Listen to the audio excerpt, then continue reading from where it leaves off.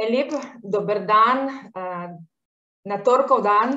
Lepo pozdravljeni v imenu Spirit Slovenija in dobrodošli na že drugi delavnici v seriji 12 delavnic z naslovom Poslovni modeli na preizkušnji.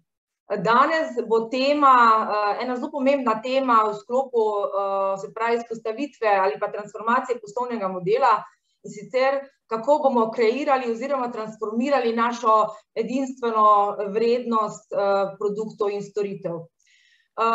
Kreiranje oziroma razvoj edinstvene vrednosti in pa seveda tudi vrednosti kot take vaših produktov in storitev je ključen segment vašega delovanja oziroma vašega poslovanja.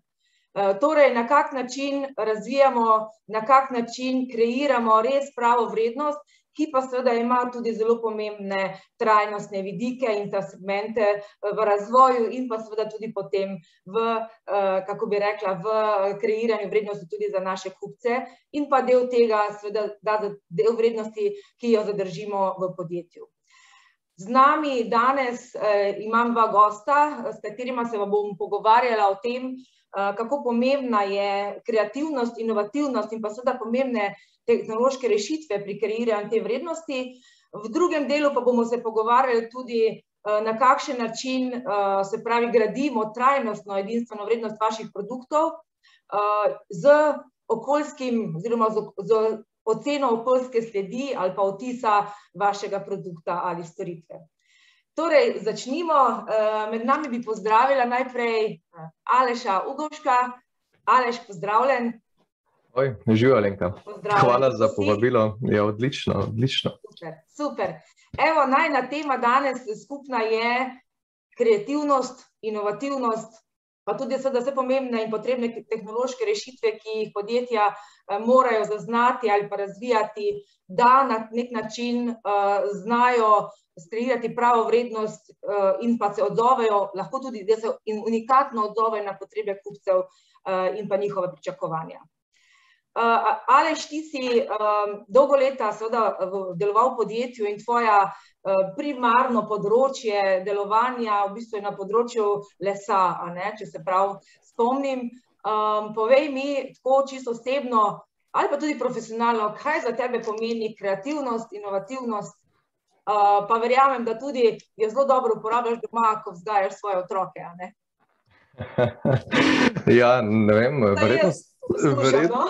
Ja, super, ja, mislim, da starši se trudimo, da bi tudi doma upeljevali pol to kreativnost pa inovativnost, pa nam pol navadno v službi bolj znese, ko pa doma, ampak ja, sej važno, da imamo to skozi v glavi. Zdaj, kar se tiče inovativnosti, ja, to je dobro vprašanje, inovativnost, vsaj za mene je to neko ustvarjanje produktov ali pa storitev, ki ustvarjajo predvsem vrednost za ljudi. To je ključno. In za katere pa so potem ljudje, uporabniki, tudi pripravljeni plačati. Še bolj pomembno pa je, da je za to inovacijo, za inovativnostjo, da stoji nek vzdržen poslovni model. Zdaj, to vzdržen poslovni model ne pomeni, da ni to one-time shot, kjer bi, ne vem, razvil en produkt, storitev in se tu zadeva konča. Ne, to mora imeti vzdržen poslovni model, ki je dobičkonosen in pa ki ustvarja različne vrednosti za ljudi, ker moramo se zavedati, pa to je še premalkrat izpostavljeno, da inovacije niso ideje in niso prototipi.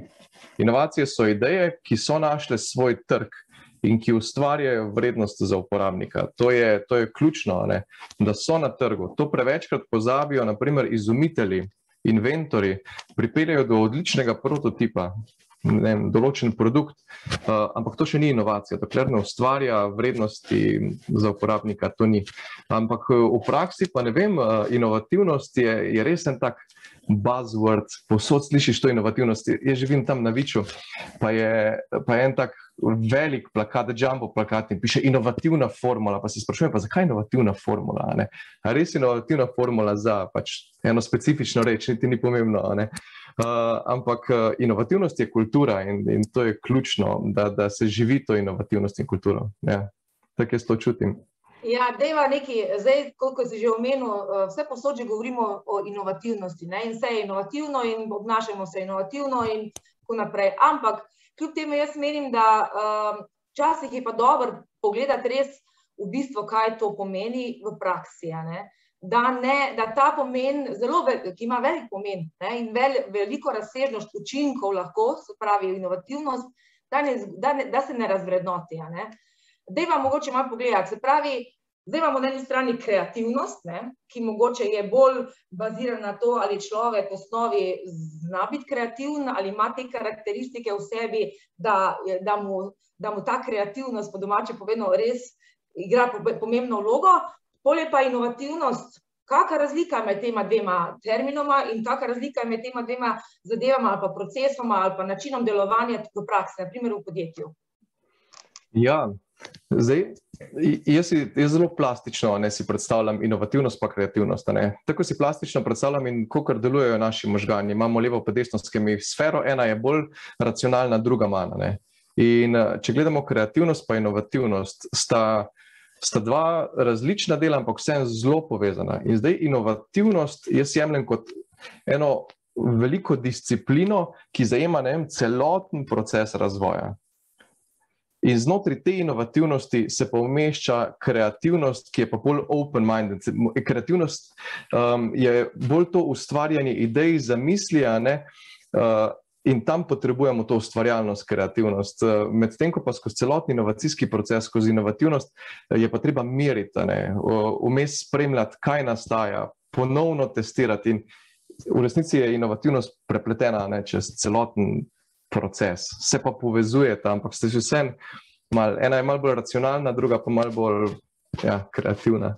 Se pravi, v bistvu inovativnost je implementacija kreativnosti v realnosti, ali pa implementacija ideja, ker se tudi pri implementaciji potrebujemo kreativnost. Če si zamislimo eno trajnostno rešitev, moramo biti predvsej kreativni v inoviranju, da bomo ustvarili dobičkonosen poslovni model.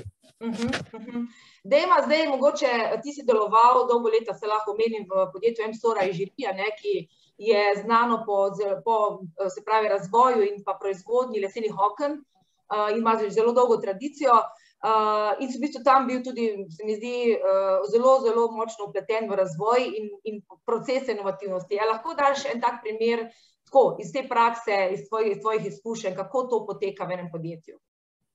Kje se začne, s kom, kdo so nosilci, imamo kakšne tazge, se pravi ljudi, ki res v bistvu so taki svetle točke, ki skozi so napreži za novimi idejami in jih potem na nek način želijo, se pravi, skomunicirati z ostalo ekipo v nekem podjetju, s to proizvodnjem, na primer. Ja, iskren bom. Danes bi deloval precej drugače, ko sem pa deloval par let nazaj. Pač na srečo sem prejel, pa se naučil veliko novih stvari od drugih podjetij, ki znajo dobro inovirati.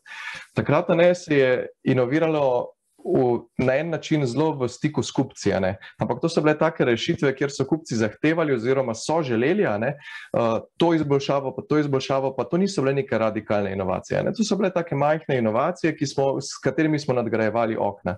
In to je bil direktni feedback s trga. To, kar si je stranka zaželela, to, kar je stranka potrebovala, to smo razvili. In to je bil en tak praktičen inovacijski proces. Medtem ko na drugi strani je bil pa en tak strateški inovacijski proces, kjer pa smo razvijali prebojne inovacije. Niso bile te stalne inovacije, ampak prebojne, morda bi bila kakšna že na meji disruptivna, ampak ni bila. In pri teh prebojnih inovacijah smo pa takrat predvsem izhajali iz tega, iskreno povedano, kaj bo pilo vodo na evropskih razpisih, zato ker smo strateški razvoj v veliki meri financirali z evropskimi razpisi pa z internimi sredstvi. In če hoče zadostiti nekim evropskim sredstvom pa razpisom, moraš imeti take prebojne inovacije. In to pa smo izhajali predvsem iz raznih potreb, problematik okolja in manj iz dejanskih potreb kupcev. Zato se je tudi naredilo, da smo razvili fantastičen, totalno dober produkt, dovršen, vse tehnično, izolativno, ampak na koncu pa na trgu ni bil uspešnica. Je privabil res veliko ljudi, naprimer v salon, ki so se pol odločili za drug produkt, ampak ta produkt pa ni bil, naprimer, uspešnica. In danes bi ravno zaradi tega bi deloval drugače, ker bi najprej bi šel na trg in vprašal ljudi in stestiral, naredil prototip takega okna, ga nesel ljudem za stestirati, pa bi rekel, ste pripravljeni plačati za tole okno 500 €? In bi ljudje rekli ne. In bi jaz vprašal, zakaj pa ne? In bi mi povedali skozi intervju, zakaj ne, in mi bi pol iterativno to izboljševali.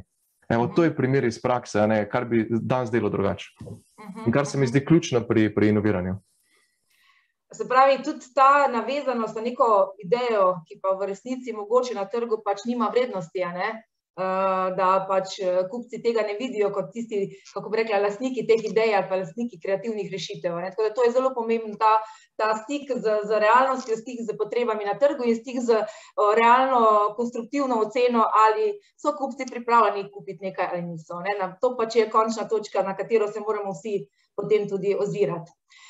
Prosim, mi poveš še, kaj smatraš v podjetju za procese inovativnosti, ki smo jih omenili, da so ključnega pomena. Kakšen je ta podporni sistem ali pa podporna struktura v podjetju, ki naj bi bila postavljena ali strani vodstva, se pravi voditeljev, ali na nivoju middle managementa, ki mora funkcionirati ali pa naj bi funkcionirati, da lahko vsa ta kreativnost in inovativnost in seveda nove rešitve pridejo na dan in v bistvu doživijo svojo implementacijo in na koncu seveda kreirajo tako vrednost, ki si jo zaslužijo na trgu. Ja, mogoče bi izpostavil 3 ključne točke, ki jih jaz vidim, sploh da se postavi osnova za en tak sistem. Prva ključna točka je, da ima inovativnost. Pa zdaj govorimo pač o najširšem smislu besede inovativnosti, da ima popolno podporo strani vodstva, najvišjega vodstva. Res to mora biti zaveza vodstva, ker dokler to ne bo zaveza vodstva, pa bo take partizanske akcije enega ali pa 2 zaposlenih, to ne bo trajnosten model. Evo, to je prva točka. Druga točka je, da se moramo zavedati, da inovativnost gre skozi celotno podjetje. To ni vezano samo na oddelek raziskave, razvoj, inoviranje, ampak mora iti to skozi marketing, skozi prodajo, skozi tehnologijo, skozi proizvodno, se pravi čez vse. Tudi to je ena stvar, ko sem se naučil zdaj, ko vidim, kako druga podjetja delajo. Tudi mogoče zdaj, kar mi delamo na gospodarski zbornici, kako je to pomembno. In pa tretja stvar, ko se gremo inovativnost, je nujno, saj jaz vidim kot nujno, imeti enega človeka, ki je 100% dediciran, da bo vodil ta inovacijski stroj. To Gregor Smolej zelo lepo reče iz Iskartela, da je to inovacijski stroj. In nekdo more skrbeti za to. In to ni, na primer, en, ki sedi v upravnem odboru, pa še zraven, ne vem, polovico ali pa tretjino časa dela za inovativnost. In to so tiste 3 stvari, ki jih vidim, da se vzpostavi tak sistem. Potem so pa različne metode, platforme za zbiranje idej, na kak način implementirati, ampak to je pa prilagojeno, ne vem, velikosti podjetju, tudi kakšne inovacije razvijajo, a so to stalne, so to prebojne, definicija inovacije je zelo pomembna, da sploh vemo, na kak način inovirati. Potem, a potrebujemo kako digitalno orodje, ali ga ne potrebujemo, ampak ključne so te 3 stvari, ker vse je v naših glavah in kulturi. Primer, naprimer, prej si rekel, da v vsakem primeru mora inovativnost, ta kultura inovativnosti biti v celotnem podjetju, ne glede na to na področje poslovanja. Daj mi en primer, kako si lahko inovativen, naprimer, na področju marketinga? Imaš kak primer? Tako da damo čisto konkretno, da vidimo, da res v bistvu so inovativni pristopi, razmišljanje, kreativnost pomembno vse povsod, ne samo v smislu razvoja produkta, ampak tudi potem, ko komuniciramo našo vrednost do svojih kupcev oziroma na trgu. Ja, z področja marketinga so dostikrat težki primeri. Pa tudi povem, da jih vsako leto, ko zbiramo te predloge za inovacije, jih ne dobimo, ampak kje jih jaz vidim v marketingu? Gre se za pristope, na kak način mi en produkt, storitev, karkoli prodajamo ljudem. Zdaj lahko prodajamo na zelo tradicionalne načine, ali so to jumbo plakati, ali so to reklame, ali je to prek socialnih omrežij. Naprimer, zelo zanimivi pristopi so, zdaj ne vem od kjere trgovine zdaj je, ampak mislim, da je Lidl, se mi zdi ta ključen pristop, pa niti ni inovativni, ker so ga to že uporabili, ampak najprej so po celi Sloveniji bili plakati, jumbo plakati, na katerih ni pisalo nič, odkot je, samo nič mi ne manjka je bilo, Ampak po 2 tednih se je pa pokazalo, kaj je v ozadju tega, Pridobili so pozornost In zdaj so vsi ljudje čakali, kaj se bo zgodilo, ker so vedeli, da čez 1-2 tedna bojo pa prišli plakati. Naprimer, pač to je en tak. Drugač pa marketing se zdaj v veliki meri, pa se mi zdi, da tudi zelo dobro se plasira skozi različne dogodke, evente, ki so bodisi strokovni, ali pa naprimer en zelo fantastičen primer marketinške akcije je single zdaj od Alibabe. Oni to zdaj peljejo že 15 let in so dan samskih na Kitajskem so izkoristili za množično 24-urno nakupovanje. Oni so naredili cel šov iz tega. Oni v 24 urah prek spleta prodajo za več let prodaje enih drugih velikih podjetij. In to so, naprimer, taki inovativni pristopi. Treba iti malo ven iz glave, na kak način bomo predali to naprej. To. Ok, zdaj se pravi, kaj naj bi bila inovativnost? Ali je to odziv na neko spremembo, ki se zgodi na trgu? Zdaj jaz tukaj vidim, da enostavno tudi v razvoju edinstvene vrednosti sta dve pomembne stvari, se pravi vodstvo, ki ima vizijo, svojo, ali vodstvo, ki v bistvu enostavno samo reagira ali pa je reaktivna na situacijo, ki se dogaja z njeno konkurenco. Se pravi, kaj je tisto, kar je bolj, se pravi, neka vizija vodstva, ki ve, v katero smer gre svoje, ne glede na to, kaj se s konkurenco dogaja, če jo ima, ali to bolj reaktivna zgodba na neke spremembe situacije, ki se dogajajo na trgu. Verjetno, mislim, spremembe se skozi dogajajo, ampak vseeno ne moramo vedno govoriti o tem, da so pač spremembe, da morajo biti stalnica, ker koncem koncev neko stabilno obdobje vmes, kjer lahko zadiha podjetje, umiri svoje konje, če bi temu tako rekla, je nujno potrebno. Ja, res je. Oboje je, to je kombinacija enega in drugega. V spredje bom spet postavil resnično zavezo vodstva, željo in namero. Ker takrat tudi, ko bo se treba odzvati na trg, bo vodstvo že v tem in tudi kultura podjetja bo že v tem. In to je nekako jaz vidim kot najbolj učinkovit, najtrajnejši sprožilec enega procesa inovativnosti. To. Zdaj na drugi strani je pa trg tisti, na katerega se je treba odzvati.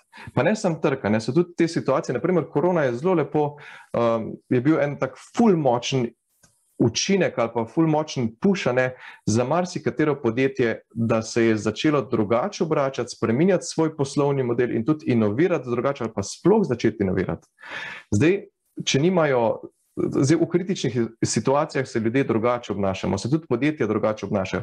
Koliko bojo trajni ti modeli, še zdaj po koroni bomo videli, tisti, ki nimajo močne kulture kot take, znajo iti zelo hitro navzdol, pa se bojo hitro vrnili nazaj v neke ustaljene tirnice, ko se spet zadeva malo umiri. Zato jaz to postavljam v ospredje res to, da prihaja iz vodstva, da se pa izgrajuje kultura od spodaj navzgor, se pravi bottom up. Ja. Tako. Zdaj, vodstvo seveda mora biti še posebej inovativno pri vodenju.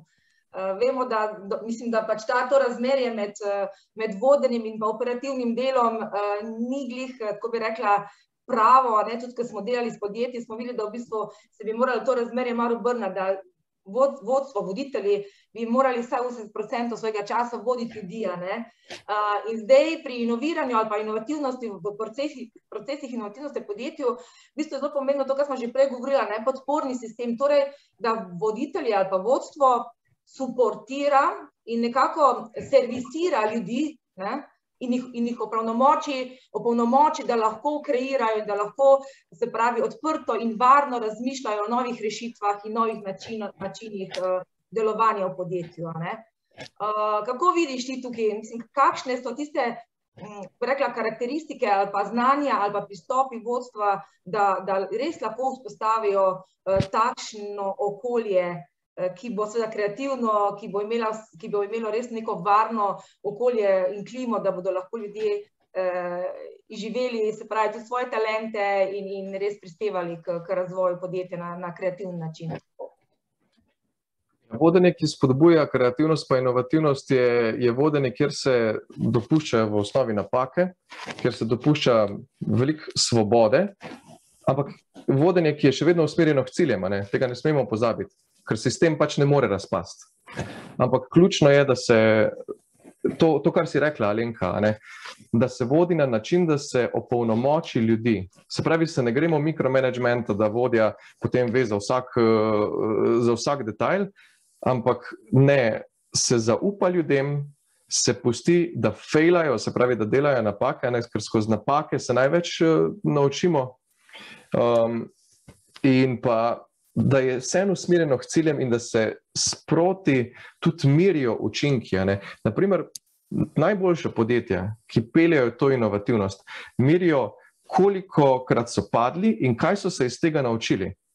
In koliko teh novih znanj so pridobili skozi padce, ko so fejlali, ko so naredili napake. Naprimer, to je en zelo močen indikator inovativnosti, ki ga v Sloveniji skoraj da ne poznamo, pa tudi splošno v svetu niti ne. In tako vodenje potem vzpostavi eno kulturo, kjer je vzpostavljeno zaupanje med vodstvom, pa med zaposlenimi, je vzpostavljena neka svoboda, zato ker dokler imamo mi zaupanje pa svobodo, da so ljudje lahko odprti v razmišljanju, pa da lahko podajo svoje predloge, jih implementirajo in se ne bojijo, če bojo padli. Ker če padamo v začetni fazi, tudi finančne izgube niso visoke. Ja, potem bomo imeli zelo visoko stopnjo neke psihološke varnosti, to je zdaj spet en tak buzzword, ampak je zelo pomemben segment, psihološka varnost. In v takem okolju, taka kultura res lahko živi celostno. Zdaj ti ogromno delaš zdaj tudi s podjetji, pa tudi na Gospodarski zbornici, seveda imate to področje kar dobro razvito. Povej mi, kakšno je pa zdaj v resnici stanje ali pa, ko bi rekla, zavedanje inovativnosti v Sloveniji? Da ne govorim, zopet seveda veliko govorimo o tem, ampak zdaj vprašanje, kako v resnici pa res v praksi, v podjetjih to poteka. Kakšna je tvoja oziroma ocena tega stanja in kaj mogoče so tiste neverjetne napake ali pa izzivi, ki bi jih morali mogoče prestopiti oziroma izboljšati? Kaj je tisto okno izboljšav? Začnem pri zadnjem vprašanju. Okno izboljšav, kjer ga jaz največ vidim, da primanjkuje znanja v podjetjih. Znanja o inoviranju, o metodah, o tem, kako voditi tak sistem, kako ga sploh vzpostaviti, kako postaviti strategijo, inovacijsko strategijo, in tega znanja manjka. Jaz mislim, da se prevečkrat omenja, ja, primanjkuje nam neke finančne podpore, pa ne dobimo takih sredstev, pa mislim, da to ni več tak problem. Da inovirati na zelo dober način se da s precej manjšimi izdatki, ko bi si pa kdo mislil, ampak predvsem manjka v podjetjih znanja in to tudi podjetja priznavajo. Drugače pa, kar se tiče pa, kako je to stanje v Sloveniji, vem, da obstaja en kazalnik, pa mislim, da koliko imamo inovacijsko aktivnih podjetij v Sloveniji. In mislim, da po tej zadnji statistiki je to malo manj kot pa 50%, mislim, da 48% in nekaj. In zdaj, če preračunamo to, v Sloveniji imamo, to je statistika zdaj, 205,000 podjetij, približno to. To pomeni, da bi v Sloveniji moglo biti inovacijsko aktivnih približno 100,000 podjetij. Ja, in zdaj po mojemu prepričanju, to je moje prepričanje, pa moje mnenje je, da je to bistveno precenjena številka in ta procent inovacijsko aktivnih. Ne vem točno, kaj je definicija inovacijsko aktivnih podjetij, ampak če je podjetje v zadnjih 3 letih, na primer, razvilo en nov produkt, to za mene še ne pomeni, da je inovacijsko aktivno. To je nuja, da razvijajo podjetja nove produkte. Zato, ker drugače ne bojo preživela. Vse tudi novi produkti so v marketingu, naprimer, ko smo prej govorila. In za mene je inovacijsko aktivno podjetje tisto, ki se dnevno ukvarja z inoviranjem, z raziskavami, z razvojem, in ima tudi močno kulturo in pa inovacijsko miselnost. Se tudi vsako leto dobimo na razpis za inovacije, dobimo približno iz 200 podjetij inovacije. Kje je že tistih 100,000? Ali pa, naprimer, ko imamo različne akcije, pa so dogodki, pa imamo mi skupaj, z vami, Spirit pa GZS ima skupaj dogodke, pa pride na te dogodke, ne vem, nekaj 10 ali pa 100 ljudi, na dan inovativnosti pride, naprimer, 500 ljudi, imamo inovacijski podcast, imamo Gravitacijo, pa ga posluša, naprimer, med 250 pa 400 ljudmi, odvisno od epizode. Kje je zdaj tistih 100,000 ljudi, ali pa 100,000 podjetij, ki so inovacijsko aktivna? Se pravi, podjetja, ki so inovacijsko aktivna, morajo tudi vlagati v ta razvoj, v osebnostni razvoj, v znanja o inoviranju. In zato jaz mislim, da je ta številka precenjena, seveda pa, da ne bom zdaj delal krivice, ne? Imamo pa nekaj 100 podjetij v Sloveniji, ki so pa res dobre v inoviranju. Od startupov pa do zares velikih podjetij, ne? Ki imajo postavljene inovacijske sisteme. Ampak nasplošno pa mislim, da se več govori o inovativnosti pa o inoviranju, kot pa je dejanskega inoviranja v podjetjih. Jaz bi se vmes samo prosila udeležence, če ima kdorkoli kakršenkoli komentar ali vprašanje, ga lahko seveda zastavi v chatu, tako ga bomo še do konca tega prvega dela lahko odgovorili oziroma pokomentirali, tako da kar pogumno, če ima kdo kakršnokoli mnenje, tudi če se ne strinja kaj z nama, tako da lahko pogumno zapiše in bomo lahko malo pokomentirali. Zdaj, na koncu bi še mogoče odprla eno temo in sicer, se pravi, jaz temu pravim, kako skreirati oziroma kako pomembna je vedno bolj trajnostna, edinstvena vrednost naših produktov.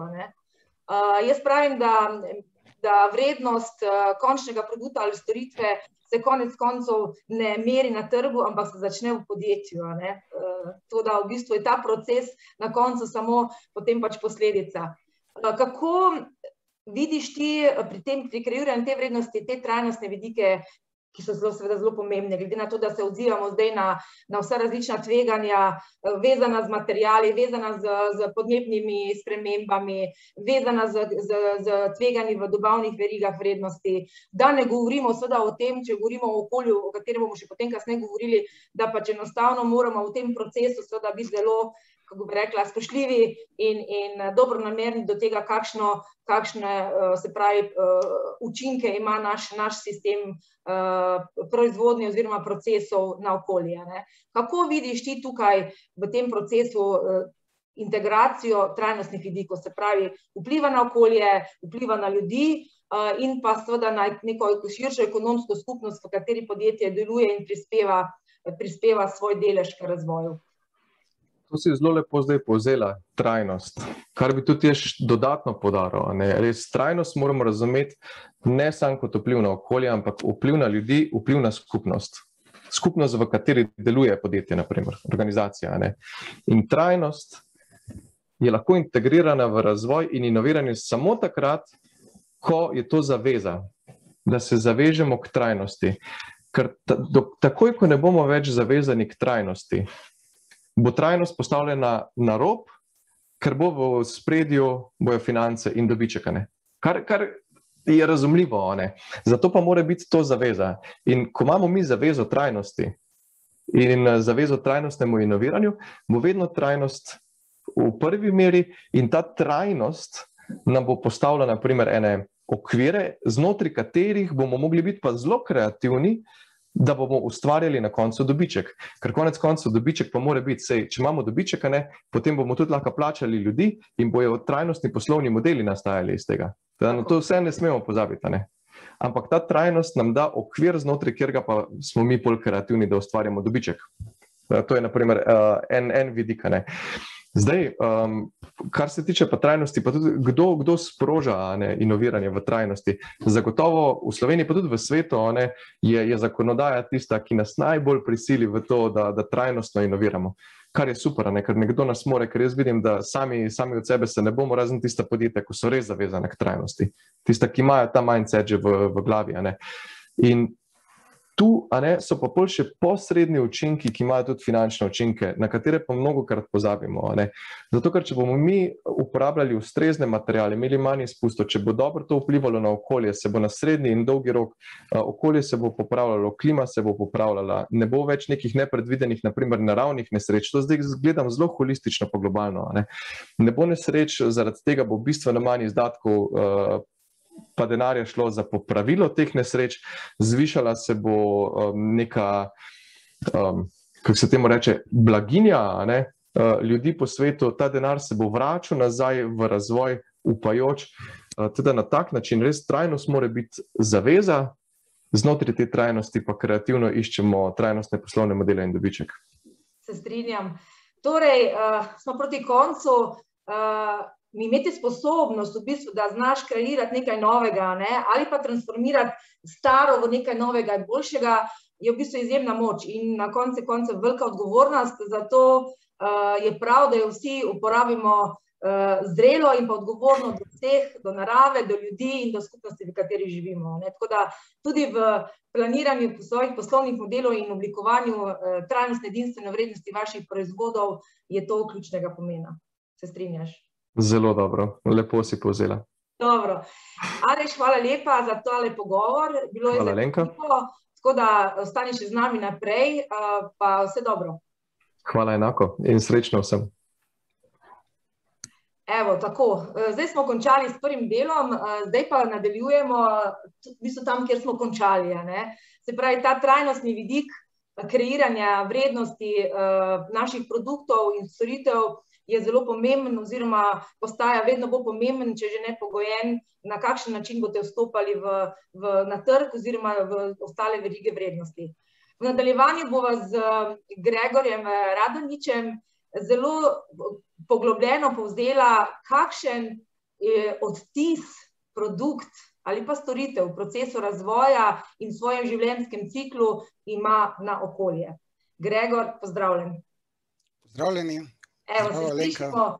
Torej, začela bova z eno tako zadevo, ki postaja vedno bolj pomembna in tudi v Sloveniji, se pravi, govorimo že dosti o tem, preprosto o oceni, okoljski oceni sledljivosti, na kak način življenjski cikel produkta ali pa storitve vpliva na naše okolje. Deva začeti z definicijo ali pa z pomenom, kaj to sploh pomeni, tako, da bomo vsi razumeli, kakšen pomen ima takšna ocena in kaj to sploh je. Lep pozdrav tudi vsem udeležencem in hvala za povabilo. To ne smem pozabiti, res sem vesel, da se danes družimo. Skratka, ja, res, jaz se s tem ukvarjam že kar nekaj časa, skratka za ocenjevanje vplivov izdelkov na okolje. To tudi počnemo na naši fakulteti, na inštitutu, s podjetji seveda skupaj, na srečo tudi vedno bolj intenzivno. Ampak ja, nekje je treba začeti in treba je vedeti, da v podjetjih so različni okoljski riziki, različni okoljski riziki se pojavljajo in mi spremljamo te okoljske rizike tudi z različnimi metodami, z različnimi pristopi oziroma jih optimiramo, minimiramo na različne načine. Znani so seveda ali pa najbolj popularni certificiranje ISO 14001 ali pa energetski certifikati, tudi nekdolčne eko-label, skratka eko-oznake, potem imamo kakšen ogljični odtis, se razmišlja. Skratka, to so vse neke metodologije, ki imajo svoje prednosti in svoje pomanjkljivosti, so omejene in nobena ne bo celostno zaujela vseh teh vplivov. Oziroma, treba je vedeti, kje se ena konča, pa druga komplementarno nadaljuje. No in kar se izdelkov tiče, izdelki dejansko koncentrirajo vse poslovne odločitve. V izdelkih se reflektira pravzaprav vse, kar se podjetje odloči, od izbire materialov, procesov, surovin, transporta, vse je dejansko koncentrirano v izdelku. Zato je tudi okoljsko optimiranje izdelkov dejansko najbolj kompleksno. Dosti težje dejansko kot nek proces, neko tehnologijo substituirati podobno. Tudi konec koncev proces sam za izdelavo se reflektira v izdelku.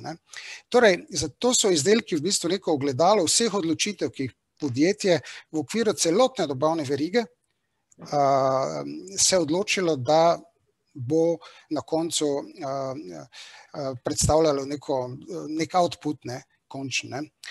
Tako da, skratka, rabimo neke posebna orodja, da vse to zajamemo.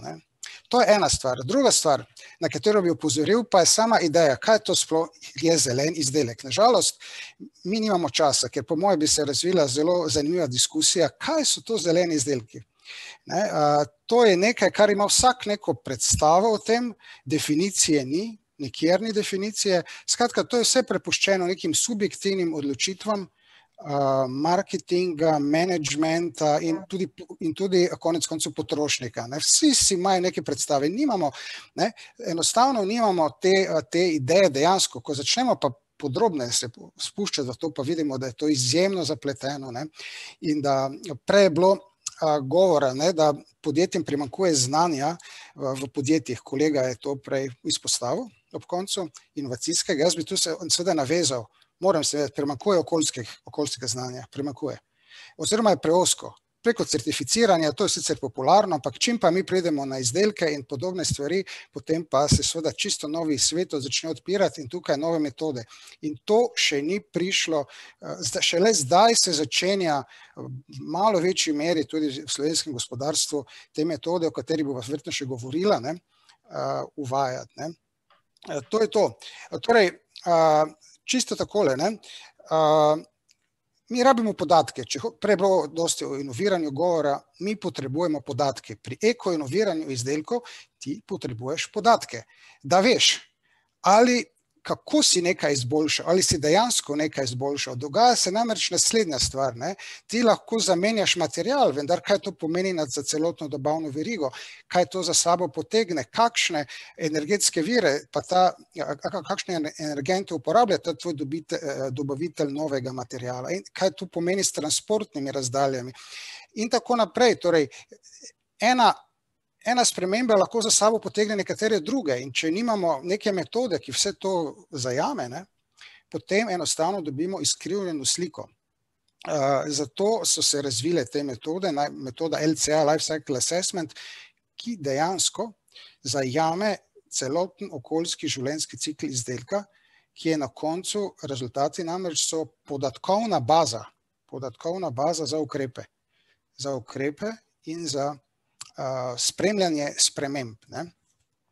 To je to. Ne? Skratka, na osnovi nekih delnih podatkov se ne da trditi, da je izdelek okolju prijaznejši. To se enostavno ne da. Ne? Daj vam mogoče en primer tako, kaj pa je to sploh življenjski cikl produkta oziroma storitve? Kje začnemo? Mislim, da je to dobro, da tako malo zavestimo glede tega, kje se začne. Naprimer, zdaj bi najboljše... Torej, če hočemo optimirati torej izdelke ali pa tudi primerjati jih med sabo, ne, jih moramo celovito primerjati. To pomeni od rojstva do konca, ne, kot temu rečemo v angleščini from cradle to grave. Ne. In zdaj jaz bi tukaj slajd, ali sem pripravil morda, ne, da si pogledamo, kaj pomeni sploh življenjski cikl izdelka.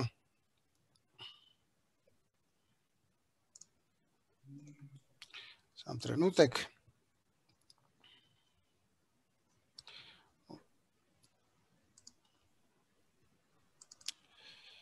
Ja, to je schematsko. Skratka, življenjski cikl se začne pri pridobivanju surovinskih virov in potem preko dobavne verige, najprej proizvodnja materialov, kemikalij, potem sestavnih delov, končnih izdelkov, ne, do faze uporabe, ker številni izdelki vplivajo tudi v fazo uporabe na okolje in prej ali slej je seveda tukaj ravnanje z odpadki, kjer imamo razne možnosti. Med vsakim od teh faz je potrebno inkorporirati transport in seveda tudi energijo, ki je potrebna praktično za vsako od takšnih procesnih operacij, procesov. Tako, ne. To je osnova okoljskega življenjskega cikla. In zdaj, to je celovit pogled na izdelek, kajti če karkoli iz tega izločimo, pravzaprav se nam je naš pogled lahko preozek. Ne. In zaradi tega, to je metoda LCA je v bistvu diagnostična metoda, ne? Metoda diagnosticiranja, bi rekel z medicinskim žargonom, kjer mi ugotavljamo, v katerem koraku, v kateri fazi, v katerem dobavitelju, pri katerem materialu in tako naprej procesu, ne, so vplivi na okolje najpomembnejši, ker to je smiselno, da se potem fokus nekih sprememb, nekih ukrepov tja usmerja. Zakaj bi se usmerjali v neko zadevo, ki ima majhen vpliv? Mi moramo zračunati, torej ugotoviti, ne, kje je za izdelke dejansko tisto ozko grlo okoljsko. Ne. Zamislite, bom povedal en primer, recimo vsi razumemo, ne, če se dva menedžerja pogovarjata oziroma ko se menedžerji pogovarjajo o finančni uspešnosti, ne, rabimo številke, če se menedžerji pogovarjajo o poslovni uspešnosti, rabimo številke, ne vem, o produktivnosti, o rasti, o stroških, ne. In enako je z izdelki, ne moremo se pogovarjati na pamet o ekoinoviranju izdelkov oziroma njihovih vplivih, če nimamo številk. Številke torej so neka informacijska baza, torej v tem primeru vplivi na okolje, v celotnem življenjskem ciklu, da lahko iščemo kritične točke, ozka grla in to je osnova za optimiranje in tudi primerjavo izdelkov med seboj. Ne? To mogoče za začetek.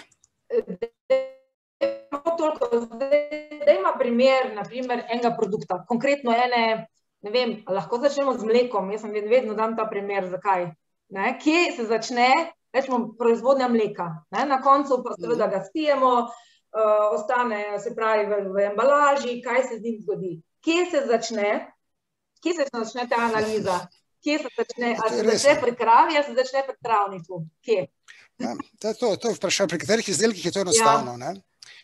Pri takšnih, recimo, kot si ga omenila, pa je resnično vprašanje. Mi moramo pri taki analizi se odločiti, kje bomo postavili meje in te meje morajo biti dovolj široke, da po eni strani ne popačijo dejanskega stanja, po drugi pa seveda predaleč pa ne moreš iti.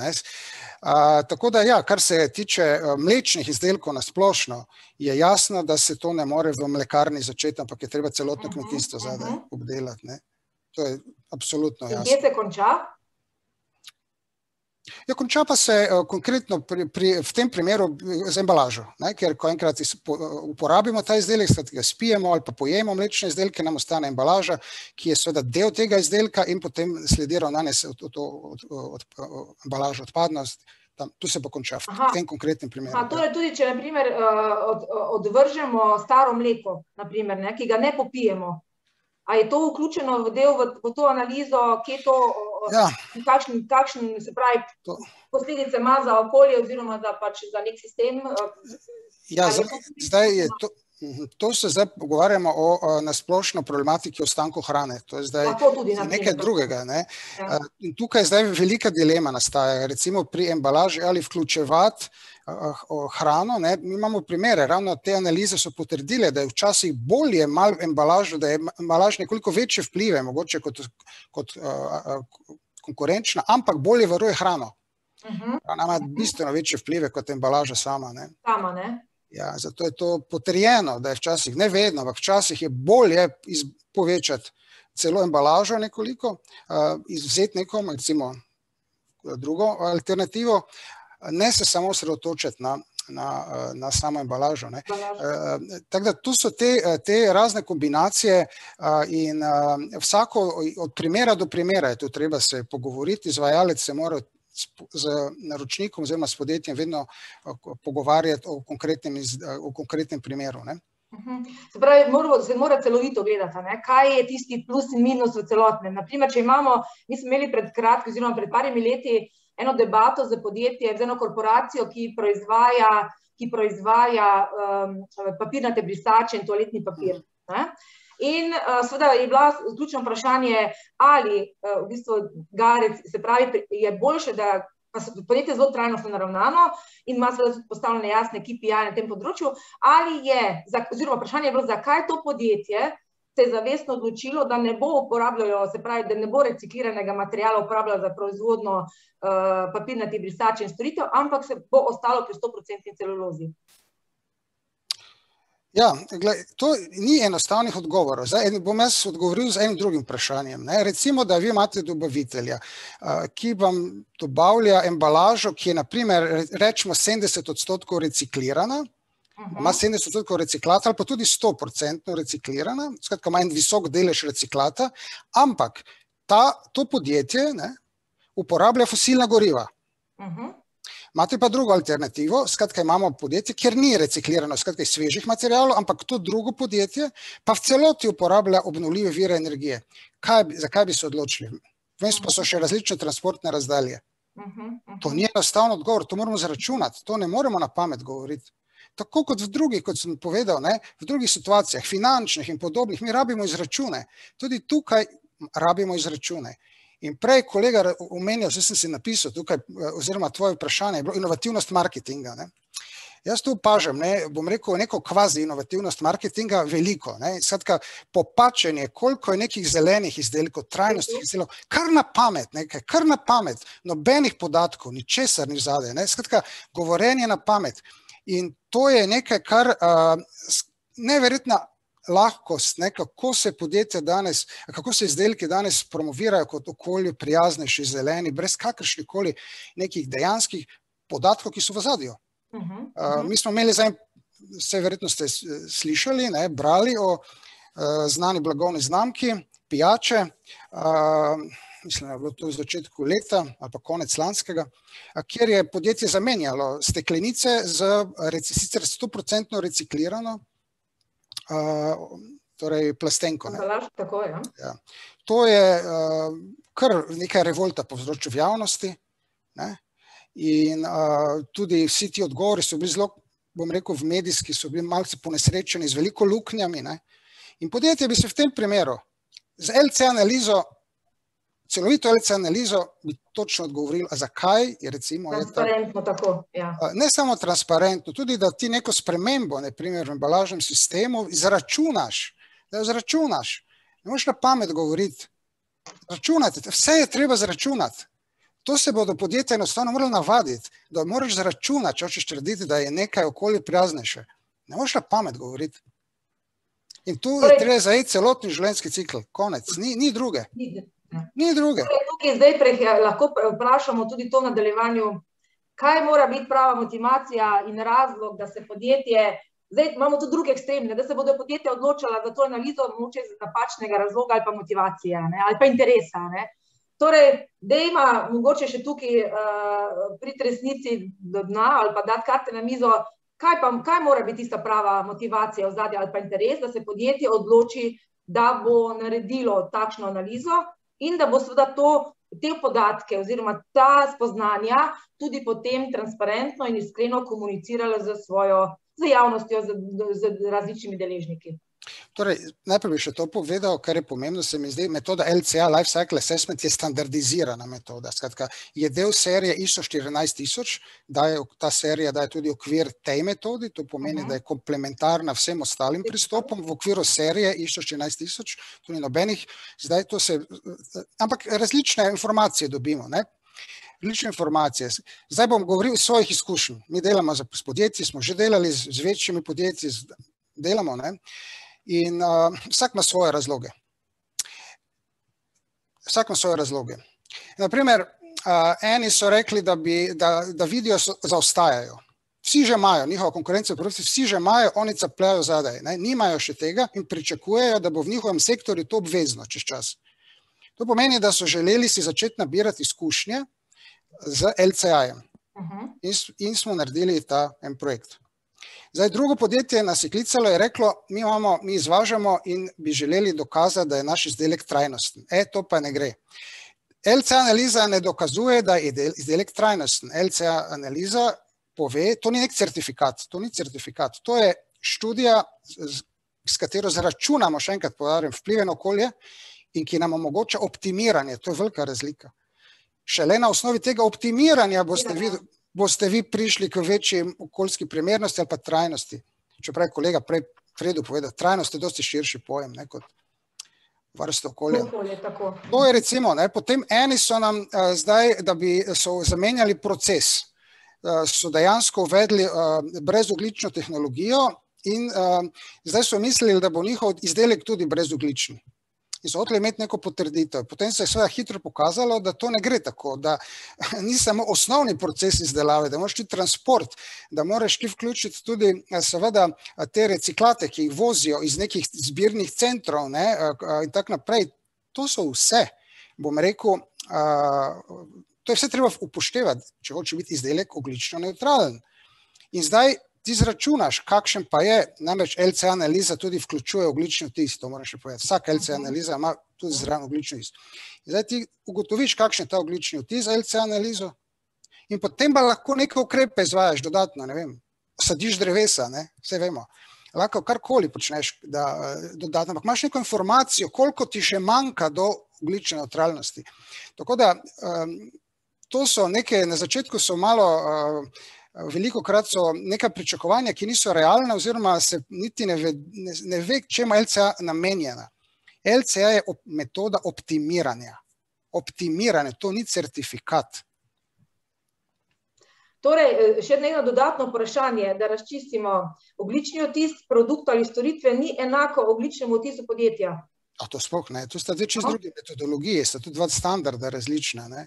Ja. Tudi malo se pravi to razliko, da vemo, da v bistvu gre dva segmenta podrejen tako. Ja. Ogljični odtis izdelka ima enako temelj, kot smo zdaj videli, mora biti življenjski cikl, to je popolnoma enako, medtem ko ogljični odtis organizacije ima pa 3 nivoje ima, 3 skope, kot se temu reče, ne? In sploh tisti tretji, ne, je zelo fleksibilen in tako naprej, tako da lahko pa tudi se vključujejo potem izdelki v sam ogljični odtis organizacije. To je tudi možno. Ne? Ja. Dobro, zdaj pa se lotimo praksi. Ne? Zdaj, na primer, podjetje se odloči, da bi želelo iz pravega interesa imeti to analizo narejeno. Kako to poteka? Se pravi, kakšen je to obseg delovanja, kakšni so koraki v tem procesu? Lahko greva čez ta proces? Ravno kar vidim, da je to eno vprašanje, pa bi jaz, to je podobno, kar me ti sprašuješ in bi zdaj mogoče da odgovorim slajče delil, če lahko, ne? Ker bo dosti lažje vsem vidno. Ravno to vprašanje, kakšna je razlika. Dejansko obstajajo različni obsegi metode LCA, ne? Pregledali in zdaj imamo, tako kot je vprašanje, kaj je to cradle to gate in skratka odzivek do vrat in potem širše. Skratka, odzivek do vrat je to, kar ta elipsa rdeča predstavlja. Če je to vaše podjetje, torej vi proizvajate, ne, imate dobavno verigo, toliko in toliko dobaviteljev, to je cradle to gate. Začne se vedno pri pridobivanju surovin in konča se takrat, ko je vaš izdelek zapakiran in pripravljen za distribucijo. Ne. To je cradle to gate. Potem imamo pa to cradle to grave, skratka, ali pa nazaj, če nazaj, ne, je cradle to cradle. To pa vključuje distribucijo v vele oziroma malo prodajo, fazo uporabe in ravnanje z odpadki. To je dejansko celovita LCA. Ne? Ampak mi podjetjem predlagamo, da gremo stopensko. Sploh, če gre za zahteven izdelek, tehnično zahteven izdelek, predlagamo, da gremo stopensko, zato ker si mora tudi podjetje samo nabirati neke izkušnje. Največja težava je zbiranje podatkov v okviru dobavne verige. To je časovno, težava, časovno, to je najbolj intenzivno del LCA-ja, ker morata naročnik in izvajalec, torej podjetje in izvajalec skupaj z roko v roki iti. To zahteva nek čas in seveda tudi izkušnje in potem podjetje vidi, kako sploh so rezultati interpretirani, dobi nek občutek, potem pa gremo v naslednjo fazo. Tako smo do zdaj nekako delali, ker kot rečeno, sploh če je izdelek zahteven, tehnično zahteven, ima veliko sestavnih delov, to pomeni, je toliko življenjskih ciklov treba narediti za vsak sestavni del posebej.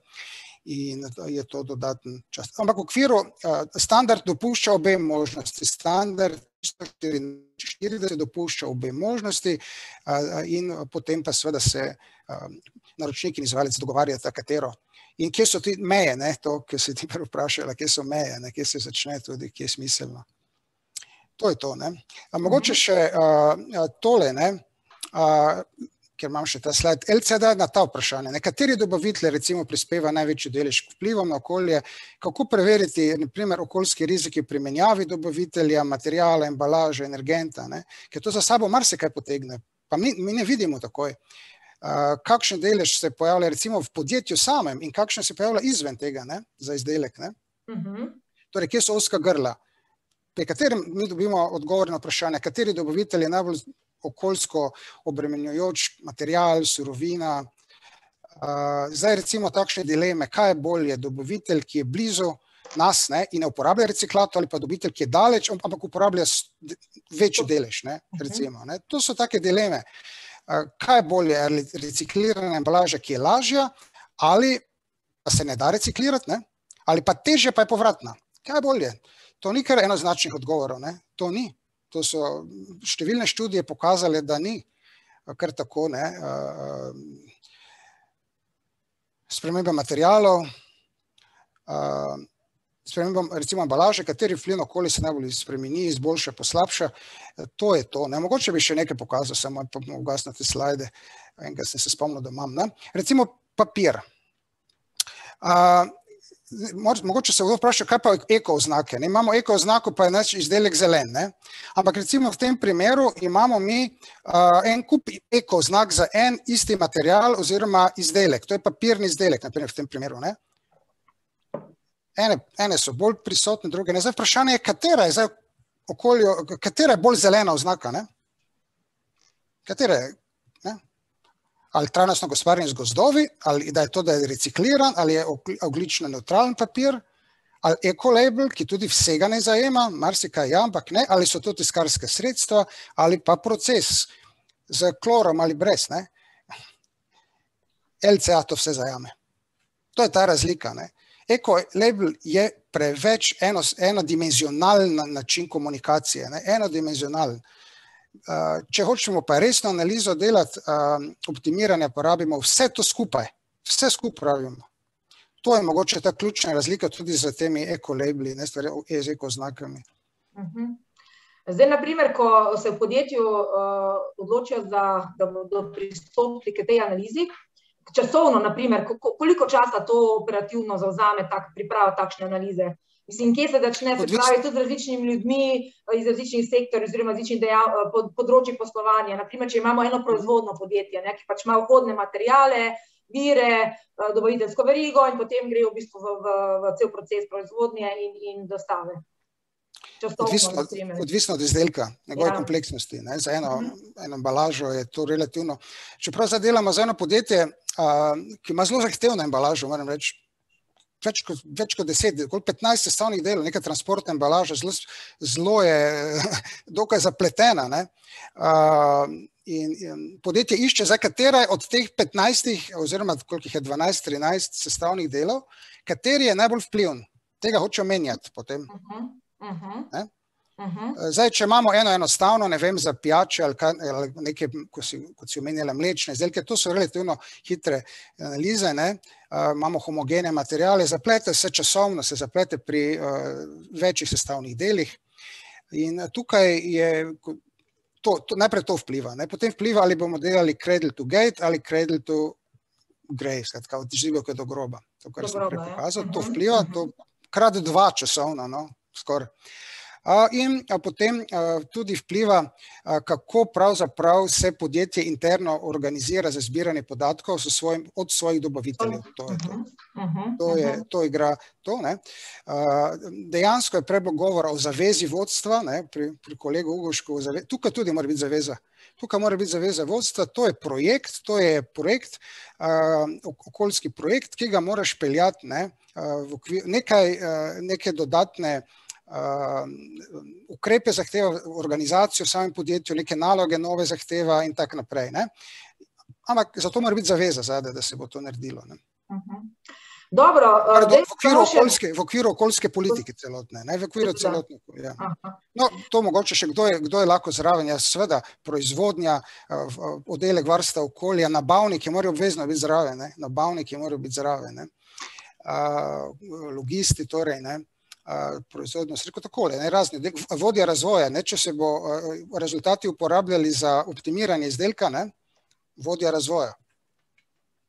Torej, zdaj, če tako povzamemo to najino debato, je zelo pomembno, se pravi, kaj so ključni interesi in pa namen, da se podjetje loti takšne analize, da je ta analiza res potem narejena verodostojno, poglobljeno in da ni pač površinska, ne, da je to pomembno, zbiranje podatkov, ki temeljijo na resničnih kodnih informacijah in na resničnem stanju, kaj se dogaja z tem življenjskim ciklom produkta. In pa seveda na koncu, ko vse te podatke imajo, oziroma imamo, ko je ta analiza prijavljena, kaj pa zdaj? No, najprej bi te popravil, ne gre za resničnost, to je model, LCA je model. On je približek realnosti, on je resničen, on je približek realnosti. Mi uporabljamo, nekje moramo to začeti končati, moramo tudi neke poprečne vrednosti včasih si vzeti, neke približke, iz baze podatkov moramo vzeti neke približke. Skratka, to je nek model, ampak ta model je do zdaj najboljši, kaj obstaja. Ta metoda je najboljša, ni idealna, ampak tudi drugi okoljski pristopi imajo svoje pomanjkljivosti. Ta je najboljši približek modelni, model pa je vedno z nekimi robnimi pogoji. Ampak trenutno je to najboljše in se tudi intenzivno razvija LCA, ves čas. Torej, podjetje ima to analizo pripravljeno, kako jo bo umestilo v svoj način delovanja in kako bo v bistvu ta pristop in te vrednote, katere zasleduje, upoštevalo v svojem poslovnem modelu, seveda pa potem napredovanje oziroma sposobnost vodstva in menedžmenta, kako bo to edinstveno vrednost lahko potem tudi skreiralo, ki bo imelo vse te vidike upoštevane. To se moraš prej to vprašanje postaviti, kaj želim s to analizo. To je, ker je različne opcije so torej. Kot smo rekli na začetku, je to izjemno pomembno, kaj je pravi namen, zakaj se te analize lotite. To bi rabila eno posebno drugo, celo predavanje. Verjetno je v interesu in različnih namenov veliko, ampak jaz verjamem, da vedno bolj gremo v to smer, da želimo neke stvari res izboljšati in da v bistvu želimo res trajnostno prispevati oziroma, če ne drugega, uravnotežiti poslovne ambicije z ambicijami zniževanja negativnih vplivov na okolje oziroma povečevanja pozitivnih na okolje, na ljudi in pa na skupnost, v kateri delujemo. In da to mora biti naš skupni interes. Gregor, hvala za tole debato. Verjamem, da se še bomo kdaj srečali in seveda poglobili to zadevo še bolj konkretno na primerih in tako naprej. Mogoče tole, to sem, ker jaz se moram posloviti v kratkem, ampak mogoče, če ima kdo kakšno vprašanje, bi mogoče če zdaj z veseljem odgovorim. Če ima kdo kakšno vprašanje, z veseljem in pogumno, bomo še počakali kako minutko. Mogoče pa drugič, če danes ne. Jaz verjamem, da bodo še priložnosti, kaj se tudi na tem področju pripravljajo nekaj ukrepov s strani države, tako da naj bodo podjetja pozorna, kdaj se bo to začelo in seveda predtem pa, tako kot smo se danes pogovarjali, razmislijo o tem, zakaj to analizo potrebujejo in kako jo bodo seveda potem izkoristili v svojem poslovnem modelu. Nobene dileme ni, da bodo podjetja v prihodnosti potrebovala vse več okoljskih podatkov. To sploh ni nobene dileme. Okoljske podatke bodo vedno bolj boste potrebovali, če se obrnem zdaj na auditorij, vedno bolj boste potrebovali in ti podatki morajo biti celoviti, relevantni, verodostojni. Tako da zagotovo. Ni dileme. Hvala, Gregor, za to debato. Vse dobro in smo še na vezi. Še enkrat hvala za vabilo. Vsem lep pozdrav. Pozdravljeni. Evo, tako, zdaj smo zaključili oba primera, se pravi vsebino pomembnosti kot sestavine pri kreiranju trajnostne edinstvene vrednosti produktov in storitev, se pravi vloga inovativnosti, kreativnosti, tehnoloških rešitev in pa pomembnosti, na kak način, se pravi v tem procesu kreiranja vašega produkta ali storitev pač so pomembni tudi vplivi na okolje, ta vtis, ki ga podjetje pušča oziroma ki ga produkt pušča za sabo in na kak način je to res potem ta edinstvena vrednost, ki odgovarja tudi na to, saj konec koncev smo kupci vedno bolj ozaveščeni z vrednotami in tudi naša pričakovanja gredo z roko v roki za temi, se pravi, procesi. Zdaj pa jaz povabila za zaključek še Tatjano. Evo je že Tatjana z nami. Živje, Tatjana. Tako da nekako zaokrožimo našo debato o teh dveh segmentih graditve trajnostne vrednosti ali trajnostne edinstvene vrednosti produktov in storitev.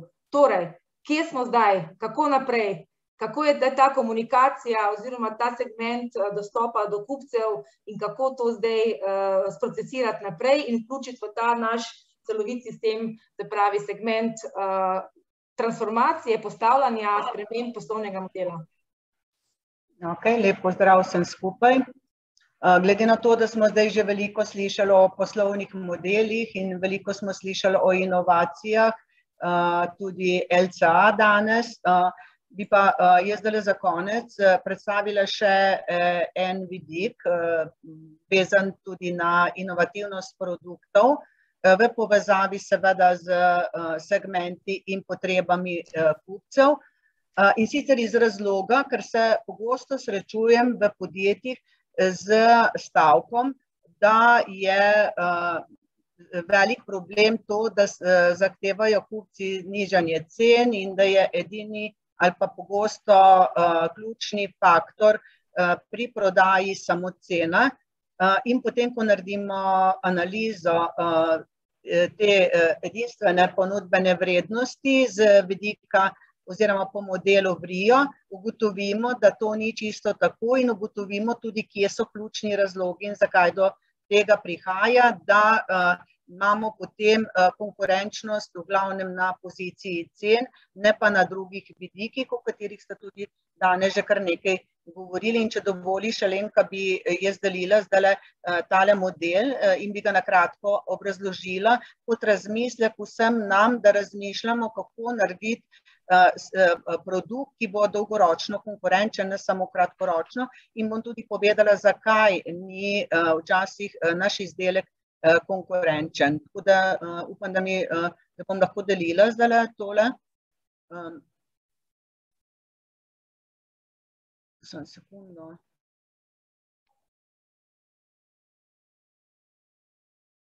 Se deli. Ne morem deliti. Če mi dovolite deljenje. Aha, ok. Se zdaj vidi? Evo ga, samo da je na začetek. Ok. Zdaj, zakaj je VRIO model z vidika produkta, ki ga mi oblikujemo, na osnovi smo rekli, vedno izhajamo iz trga. Trg pa pomeni kupce in to segmentirane kupce, se pravi, da točno poznamo, kdo je naš kupec, kakšne so potrebe in tudi, če je naš kupec, ki je bil že dolgo leta naš kupec, je zelo verjetno, da se njegove potrebe spreminjajo. Ko mi potem te potrebe definiramo, seveda ugotovimo, kakšno vrednost si kupec sploh želi. In kar nekajkrat slišim, ko rečejo, imamo super izdelek, vendar ga ne moremo prodati, nimamo dovolj prodaje. In ključno in prvo vprašanje je, ali ima naš izdelek dejansko vrednost za našega kupca. Tistega kupca, ki ga naslavljamo, oziroma ali so se te potrebe oziroma vrednosti, ki jih ima današnji kupec, v tem času spremenile. In kot vidite, če naš izdelek nima vrednosti za kupca, imamo že na začetku konkurenčno pomanjkljivost z izdelkom in je zelo verjetno treba razmišljati o tem, ali bomo morali razviti mogoče celo čisto nov poslovni model, čisto nov drugačen produkt ali pa tega zelo spremeniti. Če smo mi prepoznali vrednost pri kupcu in ima naš izdelek tudi lahko odgovarja na to, kar on potrebuje, vendar ni redek, ta izdelek, ki ga delamo, ni redek, potem pomeni, da smo samo na konkurenčni enakosti, kar pomeni, da bomo mi konkurirali samo na poziciji cene. Se pravi, takrat, ko boste morali zniževati, potem pomeni, da vaš izdelek ali pa naš izdelek ni redek in je ključni kriterij konkurenčnosti, se pravi cena na trgu. Če pa imamo izdelek, ki ga kupec potrebuje, smo prepoznali prave segmente, odgovarjamo, je ta izdelek redek, vendar ga ni zelo težko imitirati. Se pravi, ga lahko tudi veliko drugih imitira, to pa pomeni, ali je, ne vem, enostaven po tehnologiji, ali je enostaven po dizajnu, ali po, ne vem, sami proizvodnji, ali, ne vem, ne zajema nekih še dodatnih storitev, potem imamo mi sicer neko konkurenčno prednost, vendar je ta kratkoročna. In se pravi, je zelo dobro razmišljati, ali lahko ta izdelek kako nadgradimo, da postane unikaten in se pravi, se bolj približamo potrebam kupca oziroma zahtevam kupca. Potem imamo pa naslednji korak oziroma naslednja stopnja je pa to, da je naš izdelek uporaben za kupca, se pravi, je točen, naslavlja njegove potrebe, je ta izdelek nekaj posebnega, je redek. Zdaj, ko govorimo, je redek, pomeni, da ni nujno, da je to samo izdelek, lahko je neka storitev ali pa neka celovita rešitev ali pa recimo zraven izdelka, ne vem, če nekdo dela, ne vem, če vgrajuje, če ima okna, da jih še vgradi, ne? Ker danes kupci iščemo bolj celovite rešitve tudi zaradi tega, ker imamo vse manj časa. Zdaj, ali je izdelek tak, ki ga je enostavno imitirati?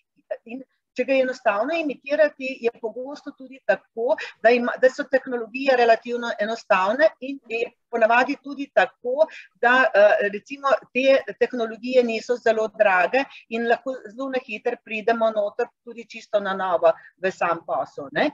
In če imamo vse to, se pravi, da imamo vrednost za kupca, je relativno redek in ga je težje imitirati, pomeni, nimamo pa dobre organizacije, se pravi, nimamo okrog tega programa ali pa projekta ali pa, ne vem, procesne organizacije organizirano tako, da bi cel sistem podpiral razvoj tega izdelka na trgu, se pravi in razvoj izdelka, in razvoj tehnologije, in razvoj procesov, in razvoj vseh stvari, ki so povezane tako z promocijo, se pravi z vstopi na trg, z odnosi s kupci in tako naprej, pomeni, da imamo sicer dober izdelek, da je tudi redek, da je tudi tak, ki ga ni čisto enostavno imitirati, nimamo pa dobro organizirano, se pravi celotno organizacijsko strukturo ali procesno ali kakorkoli, potem pomeni, da imamo neuporabljeno konkurenčno prednost in to opažam, da se tudi velikokrat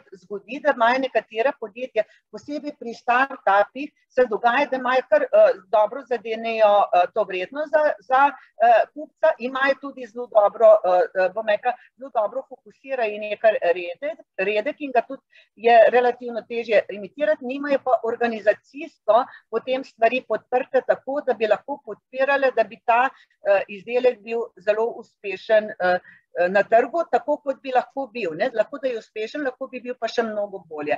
Torej, kar mi vsi skupaj gledamo, ko določamo to edinstveno vrednost za naše kupce, je to, da imamo vrednost za kupca, se pravi, smo prepoznali prave segmente, odgovarjamo na pravo vprašanje, na pravi način, je izdelek redek, da je težje imitirati in imamo tudi organizirano tako, da to podpira vse procese, ki so pomembni za vstop produkta oziroma za dobro pozicioniranje produkta na trgu in tudi dolgoročno in takrat imamo dolgoročno konkurenčno prednost. In zelo priporočam, da pogledamo naše produkte, v katero od teh kategorij spada. Običajno imamo, če so večje podjetje, različne izdelke, eni gredo v eno kategorijo, druge v tretjo, čim več jih imamo v tem zadnjem, v zadnji vrstici, tem bolj uspešno je lahko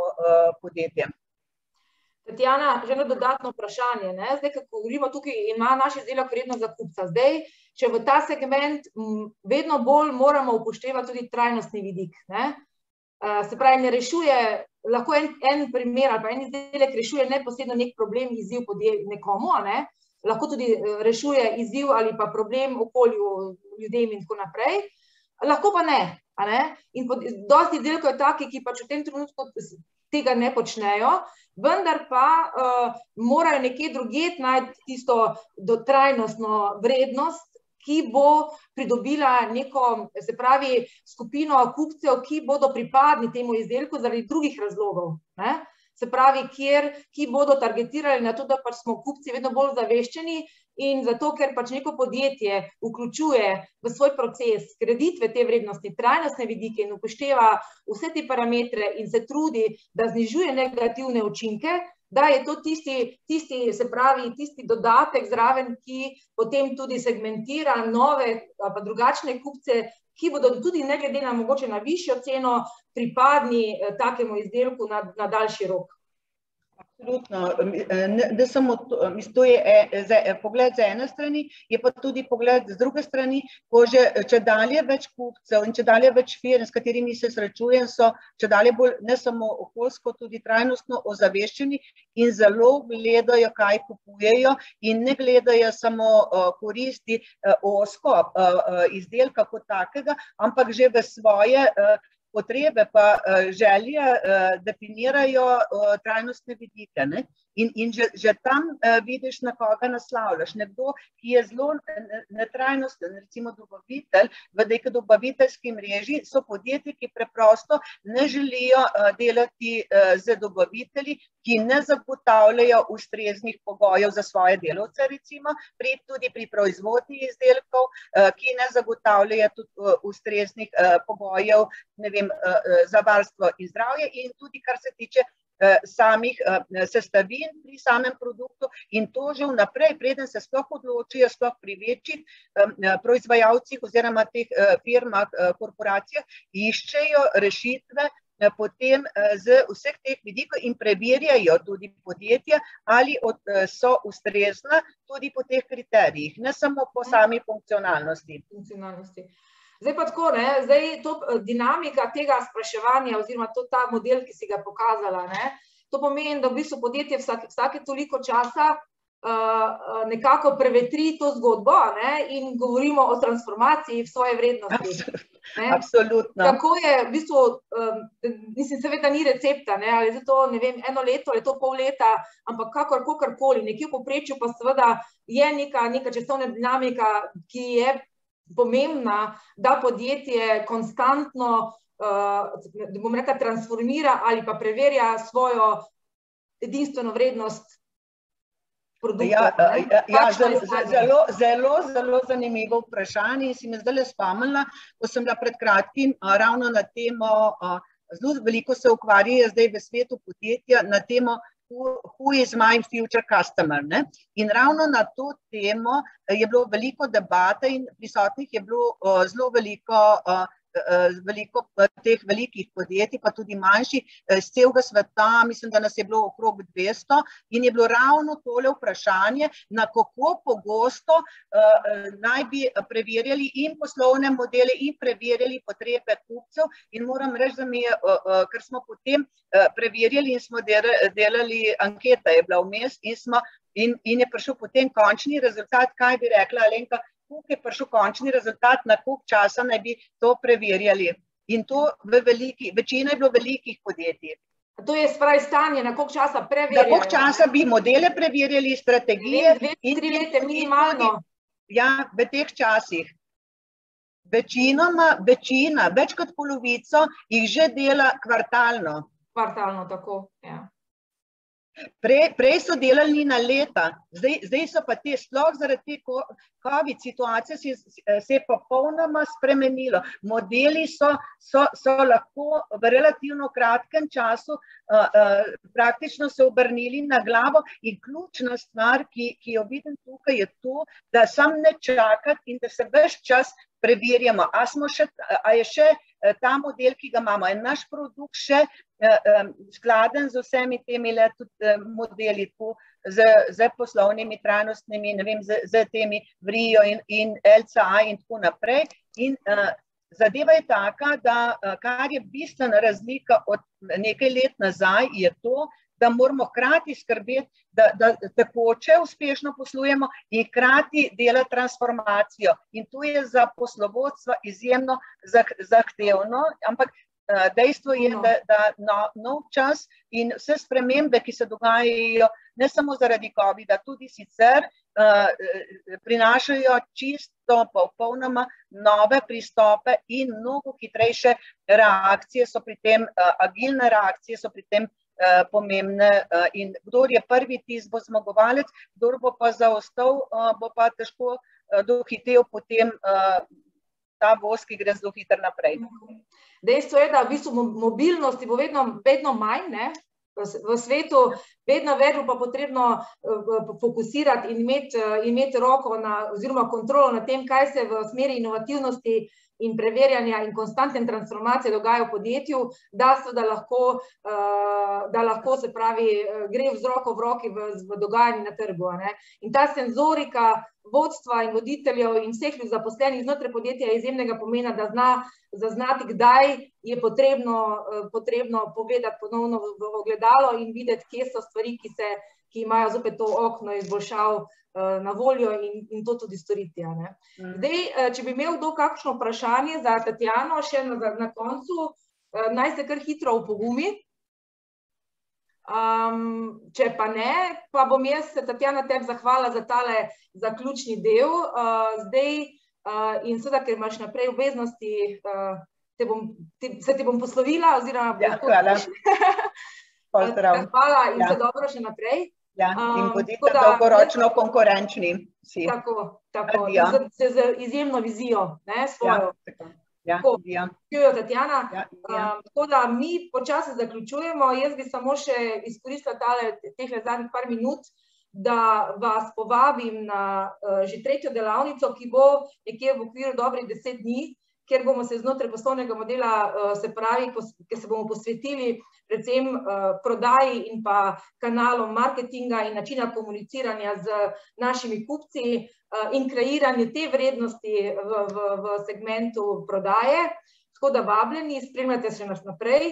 Istočasno bi vas pa seveda povabila, glede na to, da smo danes zopet se pogovarjali o poslovnih modelih in zdaj smo zaključili tudi s tem, kakšna je ta časovna dinamika preverjanja oziroma transformacije poslovnih modelov, da sta še vedno odprta 2 programa za podjetja, in sicer prvi je tako imenovan poslovna urgenca ali Early Warning Slovenija, kjer lahko podjetja se vključijo z potrebo, kjer so zaznala neko težavo v svojem poslovanju ali pa izziv in na podlagi dodeljenega mentorja lahko to zadevo oziroma skupaj poiščeta rešitev. To je en vidik, en program. Drug program pa je pilotni nacionalni program transformacija poslovnih modelov, kjer seveda skupaj z eksperti, zunanjimi podjetja lahko prevetrijo poslovne modele in postavijo neke osnovne korake za bolj konkretnejšo transformacijo. Zdaj prvi rok za prijavo je jutri konec dneva, tako da mislim, da še 1 ali 2 mesta na voljo, tako da tisti, ki še razmišljate o tem, vabljeni, da si pogledate. Oba linka sta zdaj že objavljena na chatu, na našo spletno stran, tako da več informacij je tam. Tako da vabljeni k ogledu naše naslednje delavnice in hvala za tale čas, ki ste si ga vzeli in ga preživeli z nami, in želim vam vse dobro in lep dan še naprej. Lep pozdrav in nasvidenje.